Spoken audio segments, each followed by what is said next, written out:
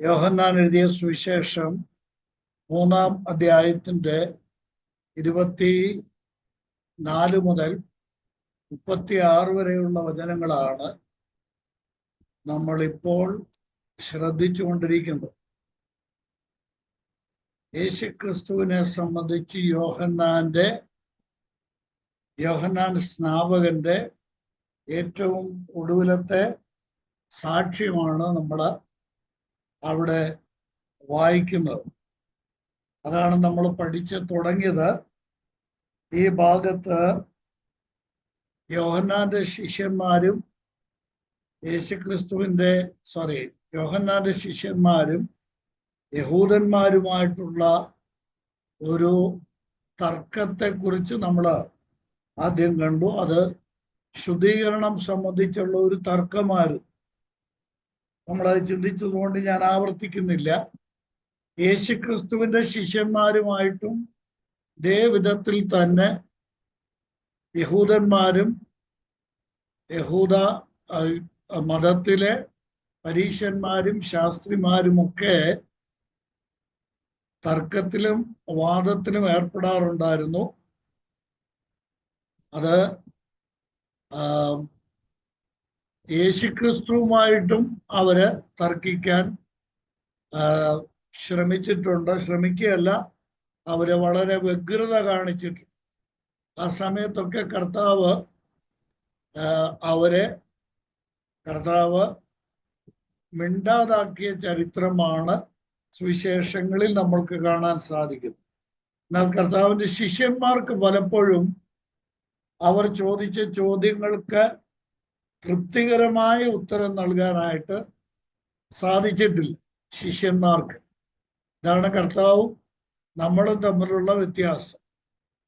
അപ്പോ നമ്മൾ ശരിക്ക് കർത്താവിങ്കിൽ നിന്ന് പഠിക്കുന്നില്ലെങ്കിൽ നമ്മൾക്ക് ഉത്തരങ്ങൾ മറ്റുള്ളവർ ചോദിക്കുന്ന ചോദ്യങ്ങളുടെ ഉത്തരങ്ങൾ പറയാൻ സാധിക്കാതെ വരും. നമ്മൾ ശ്രദ്ധിക്കേണ്ട ഒരു കാര്യം, നമ്മളോട് ചോദിക്കുന്ന ചോദ്യങ്ങൾക്ക് നമ്മൾ ഉത്തരം പറയാൻ ബാധ്യസ്ഥരാണ്. ആ മറുപടി പറയത്തക്ക വിധത്തിൽ ദൈവവചനം നമ്മൾ അഭ്യസിക്കണം. ബൈബിൾ ക്ലാസ് കൊണ്ട് നമ്മൾ ഉദ്ദേശിക്കുന്നത് അതാണ്. കേവലം ഒരു പ്രസംഗം ചെയ്തങ്ങ് പോകുന്നതല്ല ബൈബിൾ ക്ലാസ്. ബൈബിൾ ക്ലാസ് നമ്മുടെ സംശയങ്ങളൊക്കെ ദൂരീകരിച്ചു പോകാൻ സാധിക്കുന്ന വിധത്തിൽ ക്രമീകരിച്ചിരിക്കുന്ന ഒരു സംവിധാനമാണ്.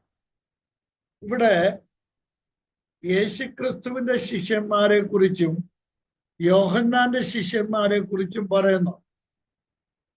ഞാൻ ആ ഭാഗം ഒന്ന് ചൂണ്ടിക്കാണിക്കാം.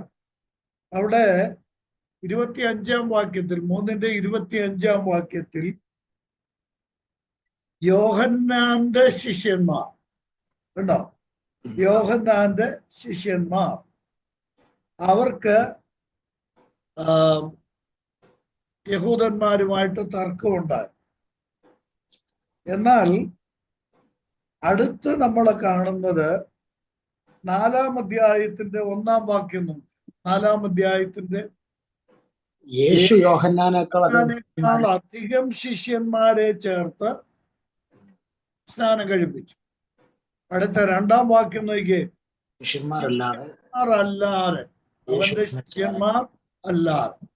അപ്പോ യോഹന്നാന് ശിഷ്യന്മാരുണ്ടായിരുന്നു, യേശു ക്രിസ്തുവിന് ശിഷ്യന്മാരുണ്ടായിരുന്നു. വിശ്വാസികളെ എല്ലാവരെയും ശ്രദ്ധിക്കുന്നുണ്ടോ? വിശ്വാസികളെ എല്ലാവരെയും ശിഷ്യന്മാരെന്ന് വിളിക്കാൻ സാധിക്കുകയില്ല.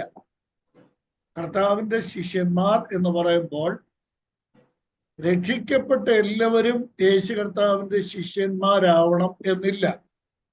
നോക്കുക, എല്ലാവരും ശിഷ്യന്മാരാണോ എന്ന ചോദ്യത്തിന് ഉത്തരം എല്ലാവരും ശിഷ്യന്മാരല്ല. പഠിക്കുന്നവൻ എന്നാണ് അതിൻ്റെ അർത്ഥം. ശിഷ്യൻ എന്നുള്ളതിന് പഠിക്കുന്നവൻ എന്നാണ്, അഥവാ ഗുരു ഉള്ളവൻ. നമ്മൾ നേരത്തെ ചിന്തിച്ചിട്ടുണ്ട്. യേശുക്രിസ്തു തൻ്റെ ശിഷ്യന്മാരെ കുറിച്ച് പറയുമ്പോൾ ദൈവജനം നമ്മൾ ചില വാക്യങ്ങളൊന്നും നോക്കുക. ലൂക്കോസ് എഴുതിയ സുവിശേഷം 14-ാം അധ്യായത്തിന്റെ 26-ാം വാക്യം. ലൂക്കോസ് 14-ാം അധ്യായത്തിന്റെ 26-ാം വാക്യം. എന്റെ അടുക്കൽ വരികയും അപ്പനെ അമ്മയും ഭാര്യയും മക്കളെയും സഹോദരന്മാരെയും സഹോദരികളെയും സ്വന്തം ജീവനെ കൂടെയും പകയ്ക്കാതിരിക്കുകയും ചെയ്യുന്നവന് എന്റെ ശിഷ്യനായിരിക്കാൻ കഴിയുകയില്ല. എന്റെ ശിഷ്യൻ, കേട്ടോ, എന്റെ ശിഷ്യൻ. കർത്താവായ യേശുക്രിസ്തു അവിടുത്തെ ശിഷ്യത്വത്തിലേക്ക് വന്നിരിക്കുന്നവരെ വിശേഷിപ്പിക്കുന്നത് എന്റെ ശിഷ്യൻ. ശിഷ്യനാകാം, കർത്താവിന്റെ ശിഷ്യനാകാം. പക്ഷെ എന്റെ ശിഷ്യൻ എന്ന് വിശേഷിപ്പിക്കണമെങ്കിൽ അതിന് യോഗ്യത ഉണ്ടായിരിക്കണം. അതിന്റെ യോഗ്യതയാണ് എന്താ? വിടേണ്ടത് എല്ലാം വിടണം, സ്വന്തം ജീവനേക്കാളേറെ. കേട്ടോ, ഇതൊക്കെ ദൈവം അനുവദിച്ച ഈ ശിഷ്യത്വം എന്നുള്ള വിഷയം മാത്രം പഠിക്കാൻ നമ്മൾക്ക് അവസരം കിട്ടുകയാണെങ്കിൽ ഉണ്ട്. യോഹന്നാന്റെ സുവിശേഷത്തിൽ ഉണ്ട്, അത് നമ്മൾക്ക് ചിന്തിക്കാം. ഇനിയും 20 ലൂക്കോസ് സുവിശേഷം തന്നെ 14-ാം അധ്യായത്തിന്റെ 33-ാം വാക്യം നോക്കി. അങ്ങനെ തന്നെ നിങ്ങളിൽ ആരെങ്കിലും തനിക്കുള്ളതൊക്കെയും വിട്ടുപിരിയുന്നില്ല എങ്കിൽ അവന് എന്റെ ശിഷ്യനായിരിക്കാൻ കഴിയുകയില്ല. എന്റെ ശിഷ്യനായിരിക്കുവാൻ തങ്ങൾക്കുള്ളതെല്ലാം വിട്ടുപിരിയാൻ കഴിയുന്നില്ലെങ്കിൽ ആ വ്യക്തിക്ക് എന്റെ ശിഷ്യനായിരിക്കുവാൻ കഴിയില്ല. അതാ പറയുക, യേശുക്രിസ്തുവിന്റെ ശിഷ്യനായിരിക്കണമെങ്കിൽ അതിന്റെ വ്യവസ്ഥയാണ് ഇവിടെ പറയുന്നത്. ഇനിയും നമ്മൾ പഠിച്ചുകൊണ്ടിരിക്കുന്ന യോഹന്നാന്റെ സുവിശേഷത്തിലേക്ക് വന്നേ. യോഹന്നാൻ എഴുതിയ സുവിശേഷം 8-ാം അധ്യായത്തിന്റെ 31-ാം വാക്യം നോക്കുക.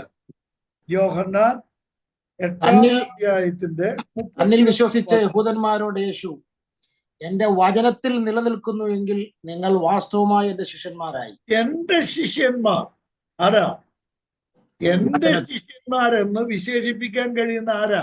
വചനത്തിൽ നിലനിൽക്കുന്നവർ. ഇതെല്ലാം ഒരു ചേർത്ത ഒരു വലിയ മെസ്സേജാണ് കേട്ടോ, വലിയ ഒരു സന്ദേശമായി. കർത്താവ് പറയുകയാണ്, നിങ്ങൾ എന്റെ ശിഷ്യന്മാരെന്നറിയപ്പെടാൻ ആഗ്രഹിക്കുന്നെങ്കിൽ നിങ്ങൾ വചനം കേട്ടാൽ പോരാ, വചനം വായിച്ചാൽ പോരാ, വചനം പഠിച്ചാൽ പോരാ, എന്റെ വചനത്തിൽ നിലനിൽക്കണം. ഇനിയും നിങ്ങൾ ഇനി അത് എക്സ്പാൻഡ് ചെയ്ത് പഠിച്ചോ കേട്ടോ. 13-ാം അധ്യായത്തിലേക്ക് വന്നേ.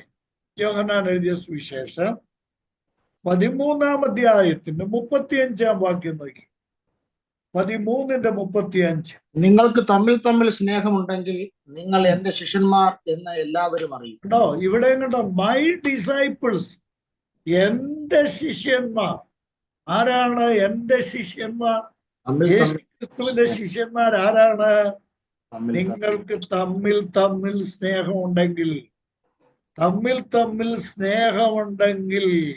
സ്തോത്രം. നമുക്ക് സ്നേഹമുണ്ടല്ലേ? ആട്ടെ, ഞാൻ ആഴത്തിലോട്ടൊന്നും ഇപ്പൊ ഞാൻ പോകുന്നില്ല. എന്തോ ഈ സ്നേഹം എന്ന് പറഞ്ഞാൽ കേവലം ഇഷ്ടമല്ല കേട്ടോ, കേവലം ഇഷ്ടമല്ല. അതിനപ്പുറത്തുള്ള വലിയ തലങ്ങളുണ്ട് ദൈവ സ്നേഹത്തിന്. അതിപ്പം നമുക്കിപ്പൊ ചിന്തിക്കണ്ട, അതങ്ങ് വിടാം. ഇത് നോക്കുക, 15-ാം അധ്യായത്തിന്റെ 8-ാം വാക്യം നോക്കി. 15-ാം അധ്യായത്തിന്റെ 8-ാം. നിങ്ങൾ വളരെ ഫലം കായ്ക്കുന്നതിനാൽ എന്റെ പിതാവ് മഹത്വപ്പെടുന്നു, അങ്ങനെ നിങ്ങൾ എന്റെ ശിഷ്യന്മാരാകും. കണ്ടോ, അവിടെ ഉണ്ടോ എന്റെ ശിഷ്യന്മാർ? യേശുക്രിസ്തുവിന്റെ ശിഷ്യന്മാർ ആരാണ്? ആ ചോദ്യത്തിന് ഉത്തരം കർത്താവ് പറയാണ്, നിനക്ക് എന്റെ ശിഷ്യൻ എന്ന് ഞാൻ പറയണമെങ്കിൽ കർത്താവിന്റെ ശിഷ്യന്മാരാകാം കേട്ടോ. കർത്താവിൽ നിന്ന് പഠിക്കുന്നവർക്കൊക്കെ ശിഷ്യന്മാരാകാം.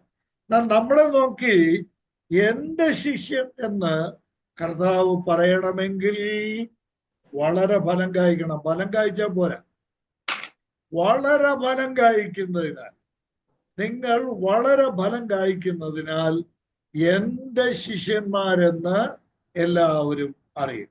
കർത്താവ് നമ്മളെ സഹായിക്കട്ടെ പ്രിയപ്പെട്ടവരെ. അപ്പോൾ യോഹന്നാന്റെ ശിഷ്യന്മാരുണ്ടായിരുന്നു. നീ മറ്റൊരു വാക്കൂടെ ഞാൻ എന്നോട് ചേർത്ത് പറയണം, ഒരു വാചകം കൂടെ. എന്താ? പഴയ നിയമത്തിലെ പ്രവാചകന്മാർക്ക് എല്ലാവർക്കും, മിക്കവാറും എല്ലാവർക്കും പ്രവാചക ശിഷ്യന്മാരുണ്ടായിരുന്നു. ആ പഴയ നിയമത്തിന്റെ ഒടുവിലത്തെ ആളാണ് യോഹന്നാൻ സ്നാപകൻ. ഇപ്പോൾ യോഹന്നാൻ സ്നാപകനും ശിഷ്യന്മാരുണ്ടായിരുന്നു. ആ ശിഷ്യന്മാർ, ഇവിടെ നമ്മൾ 3-ാം അധ്യായത്തിലേക്ക് മടങ്ങി വരാം, അവർക്ക് യഹൂദന്മാരുമായിട്ടൊരു ശുദ്ധീകരണം സംബന്ധിച്ചൊരു വാദമുണ്ടായി. അവർക്ക് തർക്കമുണ്ടായി. അപ്പോഴാണ് അവർ ഒരു കാര്യം നോട്ട് ചെയ്തത്. എല്ലാവരും ശ്രദ്ധിക്കുന്നുണ്ടോ? അപ്പോഴാണ് ഇവർ ഒരു കാര്യം ശ്രദ്ധിക്കുക. യോഹന്നാൻ അന്ന് തടവിലായിരുന്നില്ല. നമ്മൾ കഴിഞ്ഞ ക്ലാസ്സിൽ അത് ചിന്തിച്ചതാണ്. യോഹന്നാൻ അന്ന് തടവിലായിരുന്നില്ല. ആ സമയത്ത് ഈ യോഹന്നാന്റെ ശിഷ്യന്മാർ ശ്രദ്ധിച്ചപ്പോൾ യേശുവും ശിഷ്യന്മാരും കൂടെ ചേർന്ന് സ്നാനപ്പെടുത്തും, പലരെയും സ്നാനപ്പെടുത്തും. യോഹന്നാന്റെ ശിഷ്യന്മാർ വന്ന് യോഹന്നാനോട് പറയുന്ന ഒരു പരാതിയാണ് 26-ാം വാക്യത്തിൽ കാണും. 26-ാം വാക്യം ഒന്ന് വായിക്കാമോ? 26. അവർ യോഹന്നാന്റെ അടുക്കൽ വന്ന് അവനോട്, റബി, യോർദാനക്കരെ നിന്നോടുകൂടെ ഇരുന്നവൻ, നീ സാക്ഷീകരിച്ചിട്ടുള്ളവൻ തന്നെ ഇതാ സ്നാനം കഴിപ്പിക്കുന്നു, എല്ലാവരും അവന്റെ അടുക്കൽ ചെല്ലുന്നു എന്ന് പറഞ്ഞു. എല്ലാവരും ഒന്നും അടുക്കൽ ചെല്ലുന്നില്ല, കുറെ പേര് എന്ന് സ്നാനപ്പെടും. ഇപ്പം ഈ ഒരു കാര്യം എക്സാഗ്രേറ്റ് ചെയ്ത് പറയുമ്പോ ഇല്ലേ, നമ്മള് പരസ്പരം സംസാരിക്കുമ്പോഴാണെങ്കിൽ തന്നെ ചില കാര്യങ്ങൾ എക്സാഗ്രേറ്റ് ചെയ്ത് പറയാറുണ്ട്. അങ്ങനെ എക്സാഗ്രേറ്റ് ചെയ്ത് പറയാണ് എല്ലാവരും അതിൻ്റെ അടുക്കൽ ചെന്ന് സ്നാനം എഴുതും. ഇവിടെ ഞാൻ പ്രത്യേകം ഒരു കാര്യം നോട്ട് ചെയ്ത് പറയട്ടെ, ശ്രദ്ധിക്കണേ എല്ലാവരും. ഇതൊരു പ്രായോഗിക കാര്യം. ഈ യോഹന്നാന്റെ ശിഷ്യന്മാരെ ഇപ്പൊ ബാധിച്ചത് എന്താണെന്നറിയാമോ? എന്താ ബാധിച്ചത്? യോഹന്നാന്റെ ശിഷ്യന്മാരെ ബാധിച്ച അസുഖം എന്താണെന്ന് മനസ്സിലായി? നിങ്ങൾ കേൾക്കുന്നില്ലേ ആരും? എന്നിട്ടെന്നാ മറുപടി പറയാത്ത? അത് തന്നെ. എന്താ? അസൂയ. നമ്മൾ ഇത്രയും പേരുണ്ട്. രാജു മൈക്കിൾ സാറും ജിജി സഹോദരനും കുര്യാച്ചൻ ബ്രദറും ഒക്കെ ഉണ്ടല്ലോ. നമ്മൾ ഇത്രയും പേര് സഹോദരന്മാർക്ക് ഉണ്ടല്ലോ. നമ്മൾ 3 പേര് ഒരു സ്ഥലത്ത് പ്രസംഗിച്ച, അല്ലെങ്കിൽ നമ്മൾ 4 പേരും ഞാനിവിടെ കൂടി 4 പേരും ഒരു സ്ഥലത്ത് പ്രസംഗിച്ചെന്നിരിക്കട്ടെ. പ്രസംഗം കഴിയുമ്പം ആളുകൾ വന്നിട്ട് പറയാണ്, രാജു മൈക്കിൾ സാറിന്റെ പ്രസംഗം ഇന്ന് നന്നായിരുന്നു, രാജു മൈക്കിൾ സാറിന്റെ പാട്ട് ഇന്ന് നന്നായിരുന്നു എന്ന് പറഞ്ഞാൽ സ്വാഭാവികമായിട്ടുണ്ടാകുന്ന സോക്കേടുണ്ടല്ലോ, മറ്റുള്ളവർക്ക് ഉണ്ടാകുന്ന സോക്കേട് എന്താണെന്നറിയാമോ? അസൂയ. ഇന്ന് ക്രൈസ്തവ ലോകത്തെ ബാധിച്ചിരിക്കുന്ന ഏറ്റവും വലിയൊരു രോഗമാണ്. ഒരുത്തൻ നന്നായിട്ടൊന്ന് പ്രാർത്ഥിച്ചാൽ മതി കേട്ടോ, നന്നായിട്ടൊന്ന് പ്രാർത്ഥിച്ചാൽ മതി.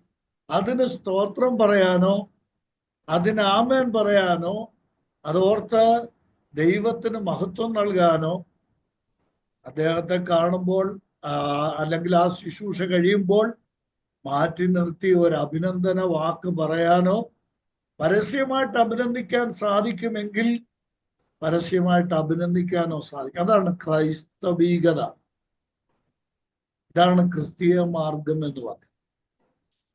അല്ലാതെ ഒരുത്തൻ ഒരു നല്ല പ്രസംഗം ചെയ്തു കഴിഞ്ഞാൽ പിന്നെ അവൻ ജീവിതത്തിൽ എഴുന്നേക്കാൻ പറ്റാത്ത വിധത്തിൽ അവനെ നശിപ്പിക്കുന്നതല്ല ശരിയായിട്ടുള്ള മാർഗം. ഇന്ന് ക്രൈസ്തവ ലോകത്ത് നടക്കുന്ന ഒരു പ്രധാനപ്പെട്ട കാര്യമാണ് ഞാനിപ്പോ ഈ പറഞ്ഞത്. നോക്കണം, ഈ അസൂയയുടെ ആത്മാവ് യോഹന്നാൻ സ്നാപകന്റെ ശിഷ്യന്മാരിലും ബാധിച്ചു. അവർ വന്നിട്ട് അവരുടെ ഗുരുവായ യോഹന്നാൻ സ്നാപകനോട് പറയുകയാണ്, എന്താ? യോർദാനക്കരെ നിന്നോടുകൂടി ഇരുന്നവൻ. അതാണ് ഓരോന്നും ഒന്ന് നോട്ട് ചെയ്ത്. യോർദാനക്കരെ നിന്നോടുകൂടെ ഇരുന്നവൻ, 1-ാം അധ്യായത്തിൽ നമ്മൾ കണ്ട നിന്നോടുകൂടെ ഇരുന്നവൻ നീ രണ്ട്, സാക്ഷീകരിച്ചിട്ടുള്ളവൻ നീ തന്നെ. സാക്ഷീകരിച്ചത്. ഞാൻ അതിലേക്ക് വരിക കേട്ടോ. ഇവിടെ ഒരു വലിയ ആശയം. നീ സാക്ഷീകരിച്ചവൻ, പിന്നെ ഇതാ സ്നാനം കഴിപ്പിക്കുന്നു. ഇവര് ഒരു കാര്യം കൂടെ പറയണ്ടായിരുന്നോ? അതവര് വിട്ടുപോയതായിരിക്കുമെന്ന് എനിക്ക് തോന്നുന്നില്ല. ഇവിടെ എഴുതാത്തതായിരിക്കും. എന്താണെന്നറിയോ? നീ സ്നാനപ്പെടുത്തിയവൻ, അല്ലേ? നിന്റെ കൈ കൊണ്ട് നീ സ്നാനപ്പെടുത്തിയവൻ ഇപ്പൊ എന്തോ ചെയ്യ? അയ്യോ, നിന്നെക്കാളധികം ശിഷ്യന്മാരെ ചേർത്ത് സ്നാനപ്പെടുത്തി. ഞാൻ ഒരു വാക്ക് ഒന്ന് പറഞ്ഞോട്ടെ. നമ്മുടെ ഈ ക്ലാസ്സില് ഇന്ന് അധികം പേരില്ല, വളരെ കുറച്ചു പേരേ ഉള്ളൂ. എണ്ണം കൂടി വരുന്നുണ്ട് കേട്ടോ. ദൈവം അനുഗ്രഹിക്കട്ടെ. ഇവിടെ ഇവര് തുടങ്ങുന്നത് എങ്ങനെയാണെന്നറിയാമോ? യോർദാനക്കരെ നിന്നോടുകൂടെ ഇരുന്നവൻ.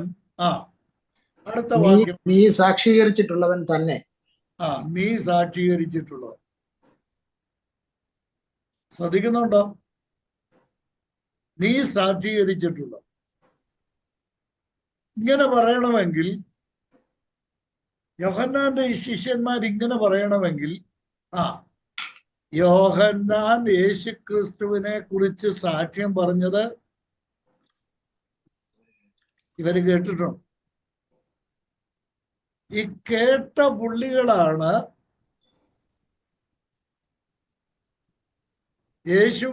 യേശുക്രിസ്തുവിനെ കുറിച്ച് പരാതി പറയുന്നത്. ഈ സാക്ഷ്യം കേട്ടത് കൊണ്ട് എന്തോ പ്രയോജനമുണ്ട്? എന്താ ഞാൻ പറയുന്ന ആർക്കും മനസ്സിലാകുന്നില്ലെന്ന് തോന്നുന്നു.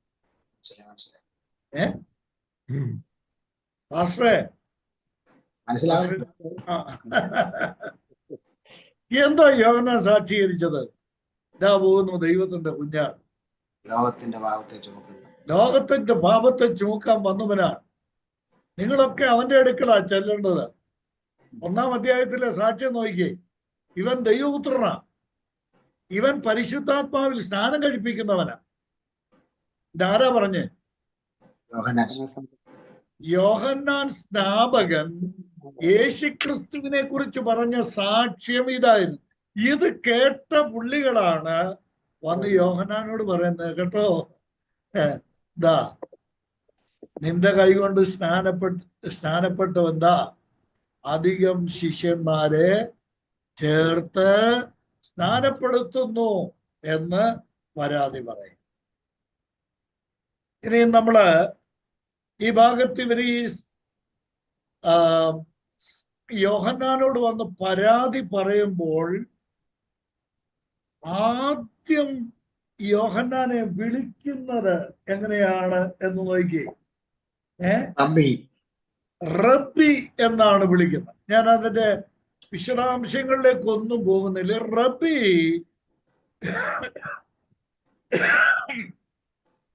എന്ന വാക്കിന്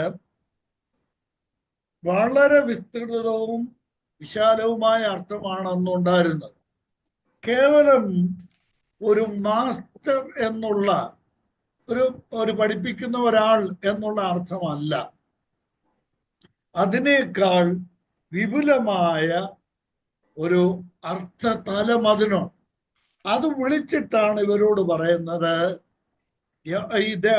ഇവര് യോഹന്നാൻ സ്നാപകനോട് പറയുന്നത് റബി എന്ന് വിളിച്ചിട്ട് പറയുകയാണ്. വേദപുസ്തക അർത്ഥത്തിൽ റബി എന്നുള്ള വാക്കിന് വളരെ വിപുലമായ അർത്ഥമുണ്ട്.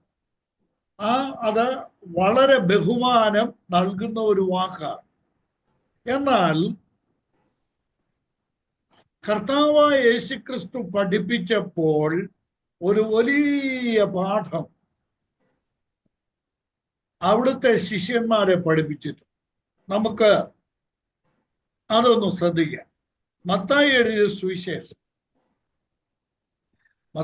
സുവിശേഷം 23-ാം അധ്യായത്തിന്റെ 8-9 വാക്യങ്ങൾ ഒന്ന് നോക്കുക. നിങ്ങളോ റബി എന്ന് പേർ എടുക്കരുത്, ഒരുത്തൻ അത്രേ നിങ്ങളുടെ ഗുരു. നിങ്ങളോ എല്ലാവരും സഹോദരന്മാർ. ഞാൻ പറയട്ടെ, ഈ റബി എന്നുള്ള പേര് മലയാളത്തിൽ ചിലടത്ത് ഗുരു ഗുരു ഗുരു എന്ന് വിവർത്തനം ചെയ്തിട്ടും, എന്നാൽ യേശുക്രിസ്തു പറഞ്ഞതുണ്ടല്ലോ, പരീശന്മാരുടെയും ശാസ്ത്രിമാരുടെയും കപടഭക്തിയെ ചൂണ്ടിക്കാണിക്കുന്ന അധ്യായമാണ് മത്തായി സുവിശേഷം 23-ാം അധ്യായം. ഓരോ ഫീച്ചേഴ്സും എടുത്തിട്ട് കർത്താവ് പറഞ്ഞു, നിങ്ങൾ അതുപോലെ ആകരുത്, നിങ്ങൾ അവരെ പോലെ ആകരുത്. നമ്മുടെ വിഷയം അതല്ലല്ലോ. എന്നാൽ ഇവിടെ ഒരു കാര്യം നമ്മുടെ പഠനത്തോട് ചേർത്തുണ്ട്. അതാണ് നമ്മൾ കണ്ട 8-ാം വാക്യം 9-ാം വാക്യം. എന്താ? നിങ്ങളോ റബ്ബി എന്ന് പേരെടുക്കരുത്. നിങ്ങൾ റബ്ബി എന്ന് പേരെടുക്കരുത്, ഒരുത്തനത്ര നിങ്ങളുടെ ഗുരു. അപ്പോൾ ഈ വചനത്തിന്റെ അർത്ഥം എന്താണെന്നൊന്ന് സ്വയം ചിന്തിച്ച്. റബ്ബി എന്ന പേരിന് ആകാശത്തിന്റെ കീഴിൽ അർഹനായ ഒരേ ഒരു വ്യക്തി. മനസ്സിലായോ? യേശുക്രിസ്തു താൻ തന്നെ പറഞ്ഞതായത്, വേറെ ആരും പറഞ്ഞല്ല. കർത്താവ് താൻ തന്നെ പറയുകയാണ്, ഭൂമിയിൽ ആരെയും റബ്ബി എന്ന് പിതാവ് എന്ന് വിളിക്കുന്നു എന്നൊക്കെ താഴെ പറയുന്നു. റബ്ബി എന്ന് വിളിക്കരുത്. എന്നിട്ട് ശിഷ്യന്മാരെ നോക്കിയിട്ട് കർത്താവ് തന്റെ കൈ വീശിക്കൊണ്ട് പറയുകയാണ്, നിങ്ങളോ സ്തോത്രം സഹോദരന്മാർ, നിങ്ങളോ എല്ലാവരും ആരാ? സഹോദരന്മാർ, എല്ലാവരും സഹോദരന്മാരാണ്. ഞാനൊരു കാര്യം പറയട്ടെ, പാസ്റ്റർ ഉൾപ്പെടെ, നമ്മുടെ രാജു മൈക്കിൾ സാർ ഉൾപ്പെടെ ഉള്ള സഹോദരങ്ങൾ പ്രത്യേകം ശ്രദ്ധിക്കണം കേട്ടോ. മറ്റ് എല്ലാവരും ശ്രദ്ധിക്കേണ്ട കാര്യമോ, ഈ ബ്രദറൻ എന്നുള്ള പേര് ഈ ബ്രദറൻ സമൂഹം സ്വീകരിക്കാനുള്ള കാരണം അറിയാം. ഈ വാക്യം കേട്ടോ, പുറത്തുള്ളവരാണ് വിളിച്ചത്, അവരെല്ലാവരും സഹോദരന്മാരാണ്. പക്ഷെ ആ പേര് മറ്റുള്ളവർ വിളിച്ചപ്പോൾ അത് സ്വീകരിക്കുവാൻ ബ്രദറൻ സമൂഹം തയ്യാറായതിന്റെ കാരണം ഈ ഒരു വചനമാണ്. ഈ ഹയറാർക്കി ഉണ്ടല്ലോ, ഈ ഹയറാർക്കി ഒരിക്കലും വേദപുസ്തകം അനുവദിക്കുന്ന ഒന്നല്ല. ദൈവത്തിന് സ്തോത്രം. എല്ലാവരും സഹോദരന്മാരാണ്. ഞാനോ കർത്താവായ യേശുക്രിസ്തു താൻ തന്നെ പറഞ്ഞു.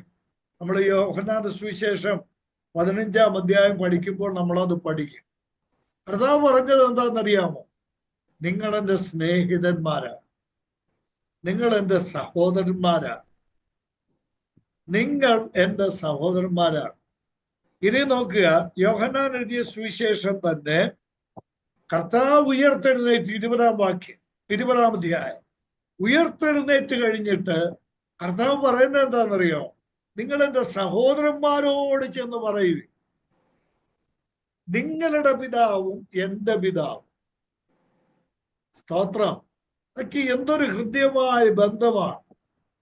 യേശുക്രിസ്തു പോലും നമ്മളെ സഹോദരന്മാരെന്ന് വിശേഷിപ്പിക്കാൻ തയ്യാറായി എന്നുള്ളതാണ്. ഇന്ന് ഈ കാണുന്ന ഈ ഹയറാർക്കി ഉണ്ടല്ലോ, അതിന് മലയാളത്തിൽ എന്താ പറയേണ്ടതെന്ന് എനിക്ക് അറിഞ്ഞുകൂടാ. ഈ അധികാര ശ്രേണികൾ,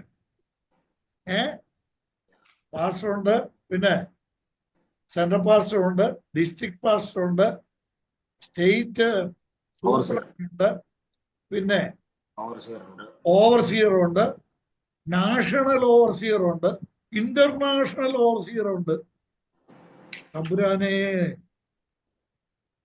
ഞാൻ കുറ്റം പറയാണെന്ന് ആരും വിചാരിക്കരുത്. സ്വർഗം വിട്ടി ഭൂമി വന്ന തമ്പുരാൻ കർത്താവേ, അവിടെ പോപ്പും ബിഷപ്പും ആർച്ച് ബിഷപ്പും പിന്നിങ്ങോട്ട് വന്ന് വികാരി ഇതൊന്നുമില്ല. കർത്താവ് വ്യക്തമാക്കുകയാണ്, നിങ്ങൾ എൻ്റെ സഹോദരന്മാരാണ്, നിങ്ങൾ പരസ്പരവും സഹോദരന്മാരാണ്. ക്രൈസ്തവ ലോകം കണ്ട ഏറ്റവും വലിയ ക്രിസ്തീയ നേതൃനിരയിൽ അഗ്രഗണ്യനായ പൗലോസ് താൻ ലേഖനം എഴുതുമ്പോൾ തന്റെ ലേഖനം വായിക്കുന്നവരെ വിളിക്കുന്നത് സഹോദരന്മാരെ എന്നാണ്. സഹോദരന്മാരെ എന്നാണ്. പത്രോസ്ലീഹ പൗലോസ് അപ്പോസ്തലനെ വിളിക്കുന്നത് സഹോദരനായ പൗലോസ് എന്നാണ്. സഹോദരനായ പൗലോസ്. ഈ സാഹോദര്യ ബന്ധമാണ് ദൈവമക്കൾ തമ്മിലുള്ളത്. അതുകൊണ്ടാണ് കർത്താവ് പഠിപ്പിച്ചത്. നമുക്ക് നമ്മുടെ പാഠ്യഭാഗത്തിലേക്ക് വരാം. നിങ്ങൾ ഗുരു എന്ന പേരെടുക്കരുത്. ഒരുവൻ മാത്രമാണ് ആ ഗുരു എന്ന പേരിന് അർഹനായിരിക്കുന്നത്.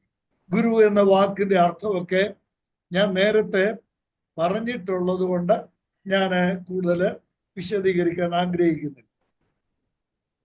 നമ്മൾക്ക് ദൈവത്തെ മഹത്വപ്പെടുത്താൻ ഒരു പ്രധാനപ്പെട്ട കാരണം ഇവിടെ ഉണ്ട് കേട്ടോ. ലോകത്തിലെ ഏറ്റവും വലിയ ഗുരുവിന്റെ ശിഷ്യന്മാരായി തീരുവാനുള്ള ഭാഗ്യം നമുക്ക് ലഭിച്ചു. സ്തോത്രം. ആ കർത്താവ് നമ്മളെ നോക്കി പറയുകയാണ്, ഞാൻ ഗുരുവാണ്, നിങ്ങൾ മുമ്പേ നമ്മൾ ചിന്തിച്ച എന്താണ്? മൈ ഡിസൈപ്പിൾസ്, എന്റെ ശിഷ്യന്മാരാണ്. കർത്താവായ യേശു ക്രിസ്തുവിന്റെ ശിഷ്യത്വത്തിലേക്ക് വരുവാൻ ദൈവം നമ്മൾക്ക് ഭാഗ്യം നൽകി. ഞാൻ ഒരു കാര്യവും നമ്മൾ ചിന്തിച്ചതിനോട് ചേർത്ത് പറയട്ടെ. നല്ല ഒരു മാസ്റ്ററായിരുന്നു യോഹന്നാൻ സ്നാപകൻ. യോഹന്നാൻ സ്നാപകന് കൊടുക്കാൻ പറ്റിയ പേരതാണ്. നമ്മൾ നേരത്തെ ചിന്തിച്ചത് ഓർമ്മയുണ്ടോ? യോഹന്നാൻ സ്നാപകൻ മാസ്റ്ററാണ്, പഠിപ്പിക്കുന്നവനാണ്.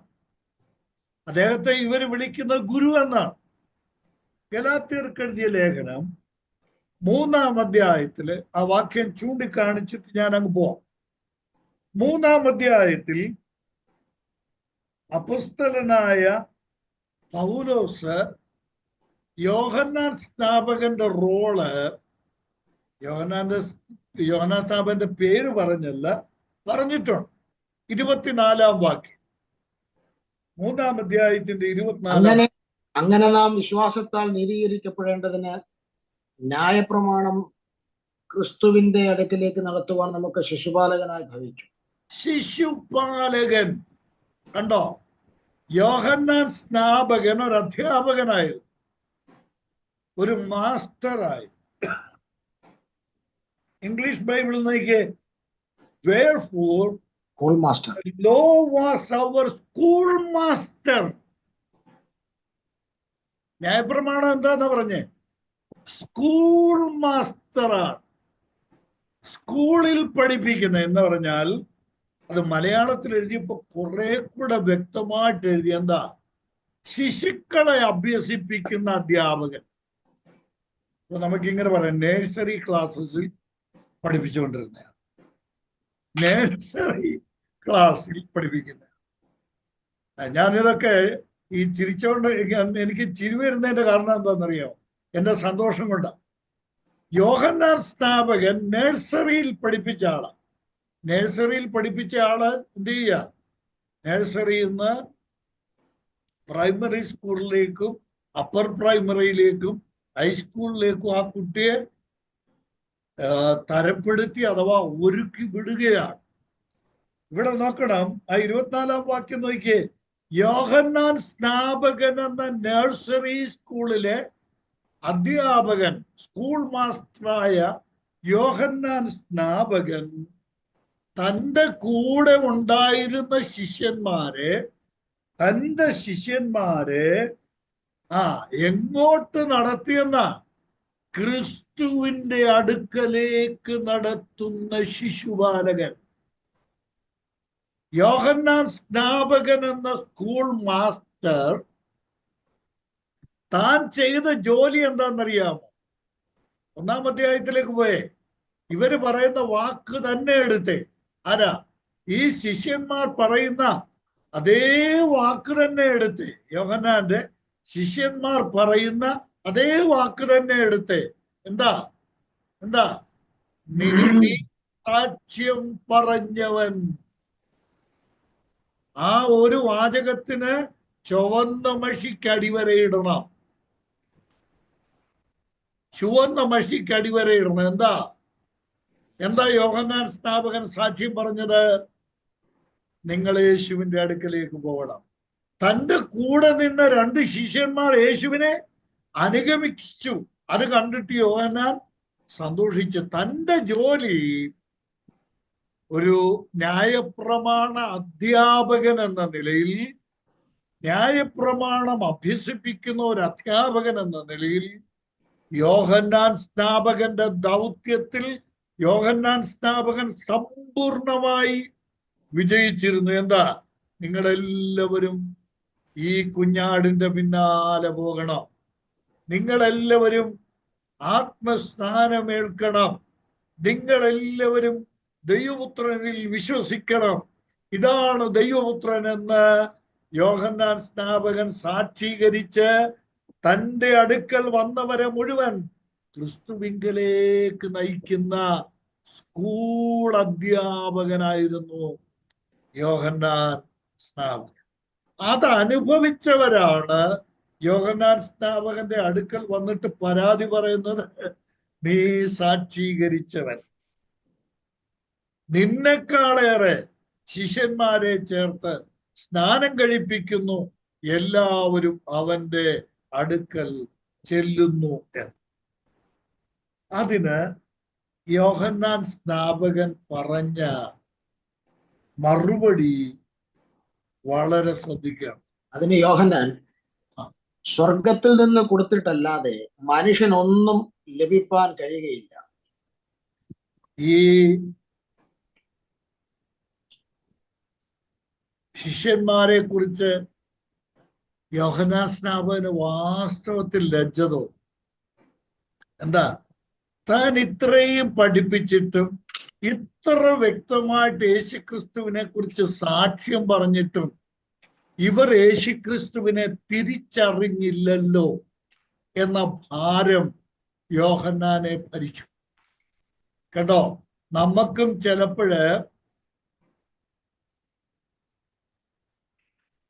സമയത്ത് ചില പ്രയാസം ഉണ്ടാവില്ലേ? ഉണ്ടാവോ? തീർച്ചയായിട്ടും ഉണ്ടാവില്ലേ? കർത്താവ് പലവട്ടം ശിഷ്യന്മാരെ ശാസിച്ചിട്ടു. തന്റെ ശിഷ്യന്മാരെ യേശുക്രിസ്തു പലവട്ടം ശാസിച്ചിട്ടുണ്ട്. എന്താ കാരണം എന്നറിയാമോ?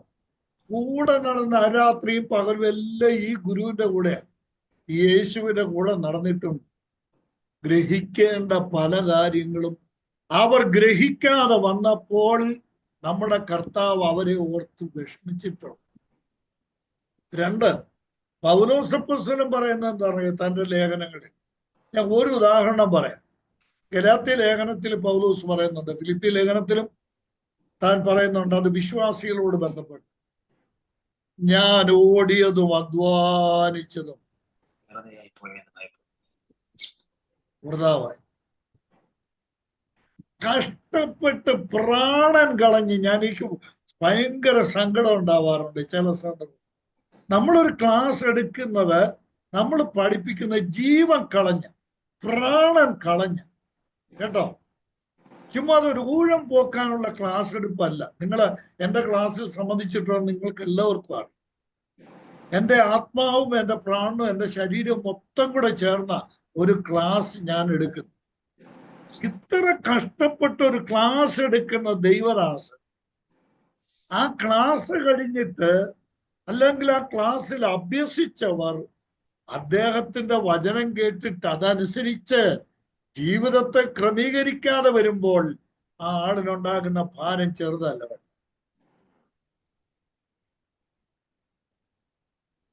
ഇത്രയും പ്രാണൻ കളഞ്ഞിന്ന് എൻ്റെ മകളുടെ അവളോട് ബന്ധപ്പെട്ട് എനിക്കിന്ന് അത്യാവശ്യം, മമ്മി കഴിഞ്ഞ ആഴ്ച പോയിട്ട് വന്നു, ഞാൻ പോയേ മതിയാവും, അതുപോലുള്ള ഒരു സാഹചര്യമാണ്. എന്തിനാ ഇന്ന് പോകാതിരുന്നതെന്നറിയാമോ? എനിക്ക് വെള്ളിയാഴ്ച ക്ലാസ് ഉണ്ട്, അതിനു മുമ്പ് തിരിച്ച് ഇന്ന് പോയിരുന്നെങ്കിൽ എനിക്ക് വ്യാഴാഴ്ച വന്നാൽ മതി. ഞാൻ പറഞ്ഞത്, അത്രയ്ക്ക് വില കൊടുത്താണ്, നിവൃത്തിയില്ലാതെ വന്നാൽ മാത്രമേ ഉള്ളൂ നമ്മുടെ ക്ലാസ് ഞാൻ വേണ്ടാന്ന് വെക്കുന്ന സാഹചര്യം ഉണ്ടാകും. അപ്പൊ നമ്മൾ ഇത്രയും കഷ്ടപ്പെട്ടാണ്, ഇത്രയും അധ്വാനിച്ചാണ്, ഇത്രയും ആയാസപ്പെട്ടാണ് ഒരു ക്ലാസ് എടുക്കും. ആ ക്ലാസ്സിന് ഫലം ഉണ്ടാവും. ആ പഠിച്ച കാര്യങ്ങൾ വചനാനുസൃതം സത്യമെന്നറിഞ്ഞ കാര്യം അത് പാലിക്കാൻ പ്രമാണിക്കാൻ സാധിക്കണം. പൗലോസ് അപ്പോസ്തലൻ ഗലാത്യരെ ഓർത്ത് സങ്കടപ്പെടുക. താൻ വ്യക്തമായിട്ട് പഠിപ്പിച്ചു, ഒരു കർമ്മം കൊണ്ടും സ്വർഗത്തിൽ പോകത്തില്ല, പരിച്ഛേദന ഏക്കരുത്, ദിവസങ്ങളെ മാനിക്കരുത്, വാവും ശബത്തും ഒന്നും നോക്കരുത്, ഇതെല്ലാം പറഞ്ഞു. എന്നിട്ട് ഏറ്റവും ഒടുവിൽ ആ സഭയ്ക്കകത്ത് പറയുവാന്നേ, പരിച്ഛേദന ഏറ്റില്ലെങ്കിൽ സ്വർഗത്തിൽ പോകത്തില്ലെന്ന്. ഒന്ന് ചിന്തിച്ചു നോക്കിയേ, ആ മനുഷ്യൻ ഉണ്ടാകുന്ന ഭാരം എന്തായിരിക്കും? അതാണ് പറഞ്ഞത്, ഞാൻ ഓടിയതും അധ്വാനിച്ചതും വെറുതെ ആയിപ്പോയോ? അതുകൊണ്ട് നമ്മളൊരു ക്ലാസ്സിൽ അറ്റൻഡ് ചെയ്യുമ്പോഴും ഞാൻ വളരെ ശ്രദ്ധിക്കാറുള്ള കാര്യമാണ്. അതൊരു ക്ലാസ് എടുക്കുന്ന ആള് ഇപ്പോൾ എന്നെക്കാൾ ഒത്തിരി ജൂനിയർ ആണെങ്കിൽ തന്നെയും എൻ്റെ കണ്ണ ആളിന്റെ മുഖത്തുനിന്ന് ഞാൻ മാറ്റൂല. കാരണം അദ്ദേഹത്തിന്റെ ഹൃദയത്തിലൊരു ഭാരമുണ്ടാവാൻ പാടില്ല. ശ്രദ്ധയോടെ കൈക്കൊള്ളുക. ആ കൈക്കൊള്ളുന്ന കാര്യങ്ങൾ സമ്പൂർണമായി അതിന് വിധേയപ്പെടുക. അത് വിധേയപ്പെടുന്നതിന് മുമ്പ് ഒരു കാര്യം കൂടെ ചെയ്യണേ. രാജു മൈക്കിൾ സാർ ഉൾപ്പെടെ, നമ്മുടെ ജിജി സാർ ഉൾപ്പെടെ എല്ലാവരും ചെയ്യുന്ന ഒരു കാര്യം, ഈ പറയുന്നത് സത്യമാണോ നോക്കണം.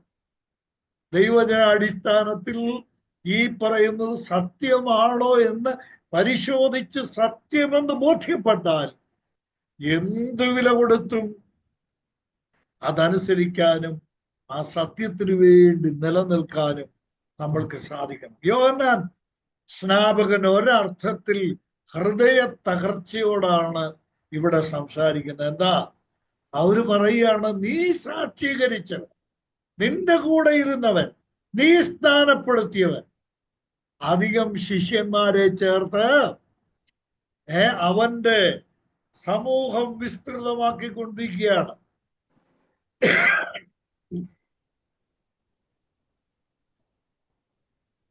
യോഹന്നാൻ സ്നാപകൻ പറഞ്ഞ മറുപടി കണ്ടോ? ആ മറുപടിയുടെ ആ വിപുലമായ സ്ഥാനത്തേക്ക് നമ്മൾക്ക് വായിച്ചു പോകാമെന്ന്. അദ്ദേഹം പറയുകയാണ്, സ്വർഗത്തിൽ നിന്ന് കൊടുത്തിട്ടല്ലാതെ മനുഷ്യനൊന്നും ലഭിക്കാൻ കഴിയില്ല. പൊന്നു കുഞ്ഞുങ്ങളെ, നിങ്ങൾ മനസ്സിലാക്ക്, അവൻ അധികം ശിഷ്യന്മാരെ ചേർത്ത് സ്നാനപ്പെടുത്തുന്നുണ്ടെങ്കിൽ അതെന്താ? സ്വർഗത്തിൽ നിന്ന് കൊടുത്ത അധികാരം. എന്റെ ദൈവത്തിന് സ്തോത്രം. യേശുക്രിസ്തുവിന് സ്വർഗത്തിൽ നിന്ന് കൊടുത്ത അധികാരം. യോഹന്നാൻ സ്നാപകൻ അതറിയാമായിരുന്നു. പിതാവായ ദൈവം ലോകത്തിലേക്ക് അധികാരപ്പെടുത്തി അയച്ചവനാണ് യേശുക്രിസ്തു എന്ന്. സ്വർഗത്തിലും ഭൂമിയിലും സകല അധികാരവും നൽകപ്പെട്ടവനാണ് യേശുക്രിസ്തു എന്ന് യോഹന്നാൻ സ്നാപകന് അറിയാമായിരുന്നു. നോക്കണം, ഈ വചനങ്ങൾ യോഹന്നാൻ സ്നാപകൻ തന്റെ ശിഷ്യന്മാരോട് വളരെ വ്യക്തമായി പറയുന്നതാണ്. പ്രത്യേകിച്ചും ഏതുവരെ? 30-ാമത്തെ വാക്യം വരെ കേട്ടോ. 27 മുതൽ 30 വരെയുള്ള വാക്യങ്ങൾ ഞാൻ വേഗത്തിൽ അതൊന്ന് പറഞ്ഞു പോകാം. നമ്മുടെ സമയം നമ്മൾ പാലിക്കണമല്ലോ. അവിടെ യോഹന്നാൻ സ്നാപകൻ പറയുന്നത് പിതാവ് പുത്രന് കൊടുത്ത അധികാരത്തിലാണ്, ഉയരത്തിൽ നിന്ന് ദൈവം കൊടുത്ത അധികാരത്തിലാണ് യേശുക്രിസ്തു അത് ചെയ്യുന്നതെന്നാണ്. ഞാൻ ചില വചനങ്ങളൊന്ന് പറഞ്ഞു പോകും. എഴുതുന്നവര് പെട്ടെന്ന് കുറിച്ചിട്ട് എൻ്റെ കൂടെ സഞ്ചരിക്കണം. എന്തൊക്കെ അധികാരമാണ് സ്വർഗത്തിൽ നിന്ന് പിതാവ് യേശുക്രിസ്തുവിന് കൊടുത്തത്? യേശുക്രിസ്തുവിന് പിതാവ് കൊടുത്ത മറുപടി എന്താ? അധികാരം എന്താണ്?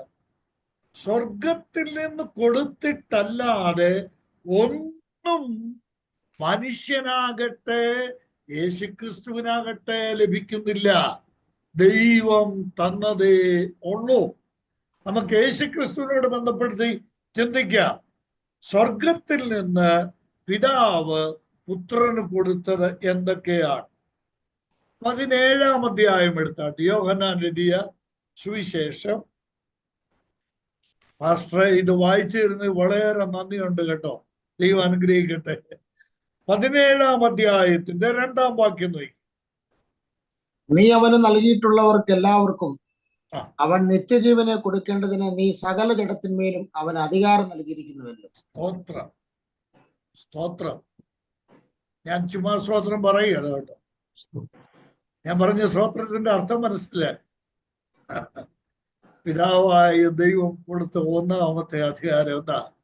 സകല ജഡത്തിന്മേലും യേശുക്രിസ്തുവിന് അധികാരം കൊടുത്തിരിക്കുക. നിങ്ങൾ വ്യാഖ്യാനിച്ചു കേട്ടോ, നിങ്ങൾ ചിന്തിച്ചോ.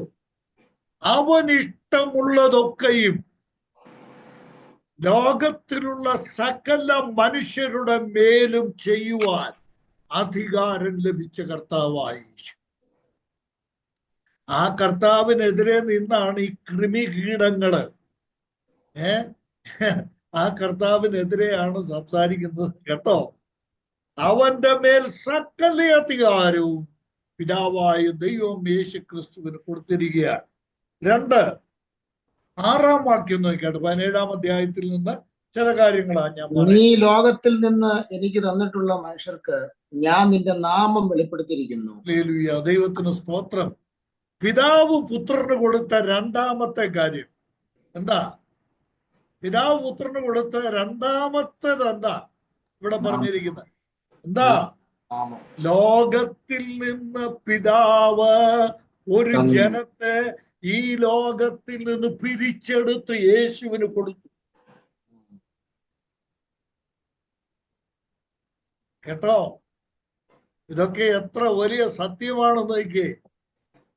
ലോകത്തിൽ നിന്ന് നീ എനിക്ക് തന്നിട്ടുള്ളവർ, പിതാവ് പുത്രന് കൊടുത്ത, ഒന്ന് കൊടുത്തത് സകല ജഡത്തിന്റെ മേലും മതി.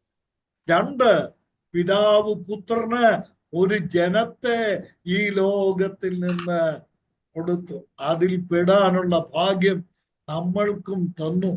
ലോകത്തിൽ നിന്ന് നമ്മളെ, ഞാന് ഈ പറയുന്ന വാക്ക് വളരെ കരുതിക്കുട്ടി പറയുന്നതാണ്, ലോകത്തിൽ നിന്ന് നമ്മളെ പിരിച്ചെടുത്ത് യേശുക്രിസ്തുവിന് കൊടുത്തിരിക്കുകയാണ്. നിങ്ങളോ അന്ധകാരത്തിൽ നിന്ന് തന്റെ അത്ഭുത പ്രകാശത്തിലേക്ക് ഓർതിരിക്കപ്പെട്ട ഒരു ജനമാണ്, ദൈവത്തിന്റെ സ്വന്തം ജനമാണ്.